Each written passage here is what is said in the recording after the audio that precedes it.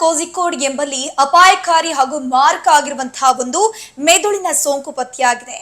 ಆ ಒಂದು ಮೆದುಳಿನ ಸೋಂಕಿಗೆ ಮೆದುಳು ತಿನ್ನುವಂತಹ ಅಮೀಬಾ ಅಂತ ಹೇಳ್ತಾ ಇದ್ದಾರೆ. ಅದಕ್ಕೊಂದು ಹೆಸರನ್ನ ಇಟ್ಟಿದ್ದಾರೆ. ಬೇಸಿಕಲಿ ಅದರ ಹೆಸರು ಅಮೀಬಿಕ್ ಮೆನಿಂಗೋ ಎನ್ಸೆಫಾಲಿಟಿಸ್ ಅನ್ನುವಂತಹ ಹೆಸರಿದು.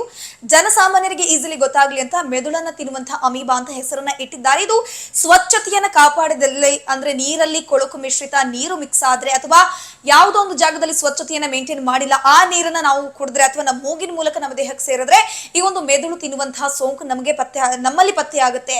ಸೊ ಈಗಾಗಲೇ ಕೇರಳದಲ್ಲಿ 3 ತಿಂಗಳ ಒಂದು ಮಗು ಹಾಗೇನೆ 40 ವರ್ಷದ ಒಬ್ಬ ವ್ಯಕ್ತಿ ಈ ಒಂದು ಮೆದುಳು ತಿನ್ನುವಂತಹ ಅಮೀಬಾ ಸೋಂಕಿಗೆ ತುತ್ತಾಗಿ ಸಾವನ್ನಪ್ಪಿದ್ದಾರೆ. ಕೇರಳದಲ್ಲಿ ಆರೋಗ್ಯ ಇಲಾಖೆ ಕಟ್ಟೆಚ್ಚರ ವಹಿಸಿದೆ. ಸ್ವಚ್ಛತೆಯನ್ನ ಕಾಪಾಡುವಂತಹ ನಿಟ್ಟಿನಲ್ಲಿ ಕೆರೆ ಕಟ್ಟೆಗಳ ಶುದ್ಧೀಕರಣ ಕೆಲಸವನ್ನು ಕೂಡ ಕೇರಳ ಸರ್ಕಾರ ಮಾಡ್ತಾ ಇದೆ. ಹಾಗೇನೆ ಎಲ್ಲರೂ ಕೂಡ ಬಹಳ ಎಚ್ಚರದಿಂದ ಇರುವಂತೆ ಸೂಚನೆಯನ್ನ ಕೊಟ್ಟಿದ್ದಾರೆ.